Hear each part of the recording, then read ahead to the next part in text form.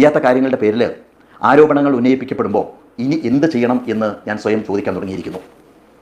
ഇവിടെയുള്ള കുട്ടികളെയും അതുപോലെ തന്നെ അവരുടെ കുടുംബത്തെയും ഇപ്പോൾ ഇവർക്ക് കിട്ടുന്ന ഇതേ സൗകര്യങ്ങളോട് സംരക്ഷിക്കാൻ ആരെങ്കിലും മുന്നോട്ട് വരികയാണെങ്കിൽ നിറഞ്ഞ സന്തോഷം.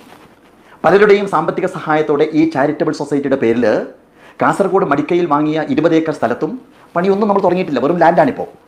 അതും അറിവുള്ള ആരെങ്കിലും ഏറ്റെടുക്കാൻ മുന്നോട്ട് വന്നു കഴിഞ്ഞാൽ അതിനും സന്തോഷം.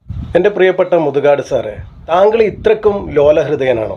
ആരെങ്കിലും എന്തെങ്കിലും പറഞ്ഞെന്ന് കരുതി നിർത്താൻ പറ്റുന്നതാണോ നമ്മൾ ഈ ചെയ്യുന്ന പ്രവൃത്തികൾ? പൊതുവെ നമ്മുടെ സമൂഹത്തിൽ കാണുന്നതാണ്. ഇങ്ങനെ ഇതുപോലുള്ള പുണ്യപ്രവൃത്തികൾ ചെയ്യുന്നവരെ എങ്ങനെയൊക്കെ വേദനിപ്പിക്കാൻ പറ്റുമോ അങ്ങനെയൊക്കെ ഏത് അറ്റം വരെ പോകാൻ പറ്റുമോ ആ ഒരു അറ്റം വരെ അവർ പോയി ഇതിൽ നിന്നും നിങ്ങളെ ഒഴിവാക്കാൻ ശ്രമിക്കും. നമ്മളെ ആൾക്കാർ എത്രമാത്രം ഇഷ്ടപ്പെടുന്നുവോ അതിനേക്കാൾ കൂടുതൽ ആൾക്കാർ ഇതിനെ വിമർശിക്കാനായി വരും. ഇതൊക്കെ കണ്ടുകൊണ്ടാവണം നമ്മൾ ഇങ്ങനെ ഓരോ പ്രവർത്തനങ്ങൾ ചെയ്യാൻ. അല്ലാതെ സാറ് ഒരു ഭീരുവിനെ പോലെ ഇങ്ങനെ പറയേണ്ട യാതൊരു ആവശ്യമില്ല. വേണമെങ്കിൽ സാറിനൊരു മോട്ടിവേഷനായി നമ്മുടെ AP ഉസ്താദിൻ്റെ കാര്യം തന്നെ എടുത്തു നോക്കിയാൽ മതി. നമ്മുടെ കാന്തപുരം AP അബൂബക്കർ മുസ്ലിയാരെ കുറിച്ചാണ് ഞാൻ പറഞ്ഞത്. നമ്മുടെ ഉസ്താദ് അനുഭവിച്ചത്ര വേദനയും പീഡനങ്ങളും ഇതുവരെ ആരും അനുഭവിച്ചിട്ടുണ്ടാകില്ല. ഏറ്റവും വലിയ ചാരിറ്റി പ്രവർത്തകനല്ലേ നമ്മുടെ AP ഉസ്താദ്. സൂര്യന് നേരെ ആരെങ്കിലും ടോർച്ചടിച്ചത് കൊണ്ട് വല്ല കാര്യമുണ്ടോ? ഇല്ലേ ഇല്ല.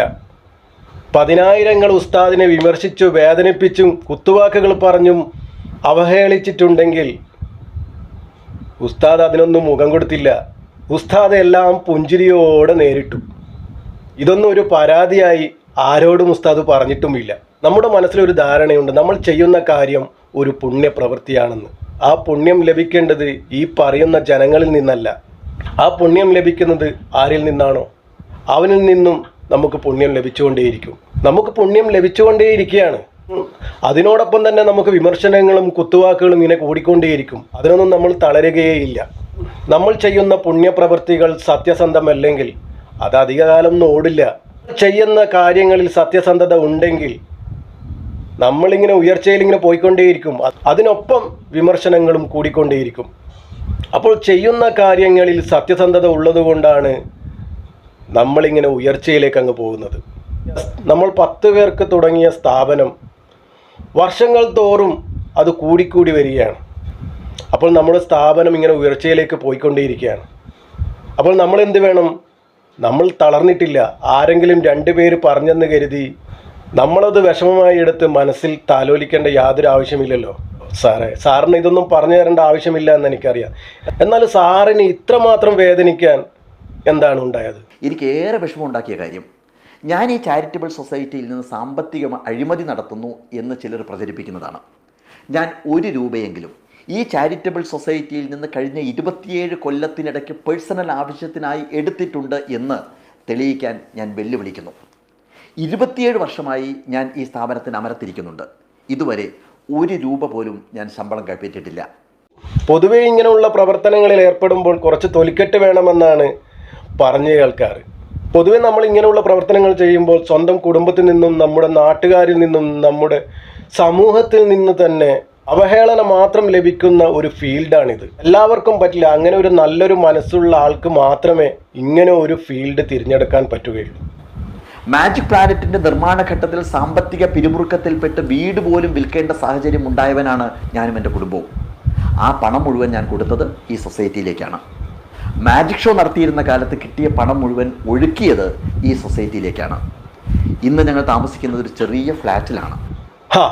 സാറ് നന്മകൾ ചെയ്ത് തുടങ്ങിയെന്ന് നാട്ടുകാർക്ക് മനസ്സിലായി. തുടങ്ങിയതേ ഉള്ളൂ. ആരോപണങ്ങൾ ഉണ്ടാകും. തളർന്നു പോകരുത്. അങ്ങയെ സ്നേഹിക്കുന്ന ആ കുഞ്ഞുങ്ങൾ അങ്ങയെ നാളെ ഉയർത്തിപ്പിടിക്കും. അത് ഉറപ്പാണ്. ഓരോ മാതാപിതാക്കളുടെ പ്രതീക്ഷകളെയാണ് നിങ്ങൾ തകർത്തെറിയുന്നത്. എനിക്ക് ഇതുപോലെയുള്ളൊരു മകനോ മകളോ ഉള്ളതിൻ്റെ പേരിലല്ല ഞാൻ ഈ മേഖലയിലേക്ക് കടന്നു വന്നത്. ധാർമ്മികമായ ഒരു ഉത്തരവാദിത്തത്തിൻ്റെ പേരിൽ മാത്രമാണ്. മാജിക് ഉപേക്ഷിക്കാൻ തീരുമാനിച്ചതുപോലെ ഈ മേഖലയിൽ നിന്നും പിന്മാറിയാൽ നഷ്ടം സംഭവിക്കുക എത്രയോ കുട്ടികൾക്കാണ്. ആണയിട്ട് ഞാൻ വീണ്ടും വീണ്ടും പറയുന്നു, ഇവിടെ എല്ലാം സുതാര്യമാണ്. സാറിനടുത്തുനിന്നും ഒരിക്കലും പ്രതീക്ഷിക്കാത്ത വാക്കുകളാണ് സാറിൽ നിന്നും ഞാൻ കേട്ടത്. ആ പറഞ്ഞ ഒരു വാക്കിലാണ് സാറിനോടുള്ള ആ ഒരു വിശ്വാസം നഷ്ടമായത്. ആരോ എന്തെങ്കിലും പറഞ്ഞെന്ന് കരുതി നമ്മൾ നമ്മുടെ മക്കളോട് കാണിക്കേണ്ട വല്ല ആവശ്യമുണ്ടോ? അവരെ നമ്മൾ സ്നേഹിച്ചതും വളർത്തിയതും അവരോടുള്ള ഇഷ്ടം കൊണ്ടും നമുക്കുള്ള ആഗ്രഹങ്ങളും കൊണ്ടല്ലേ? ആരെങ്കിലും പറഞ്ഞിട്ടാണോ? അപ്പോൾ മുതുകാട് സാറ് ആ പറഞ്ഞ വാക്കുകളൊന്ന് തിരുത്താം. ആരെങ്കിലും രണ്ടുപേര് പറഞ്ഞെന്ന് കരുതി പിന്മാറാനുള്ളതാണോ കാരുണ്യ പ്രവർത്തനം? നമ്മൾ എന്തൊക്കെ ചെയ്താലും ഒരു കളവിനും അധിക ആയുസൊന്നും ഇല്ല. അത് എത്രയും പെട്ടെന്ന് തന്നെ പിടിക്കപ്പെടും. അപ്പോൾ അടുത്ത് തന്നെ നല്ലൊരു വീഡിയോയുമായി കാണാം. അസ്സലാമു അലൈക്കും.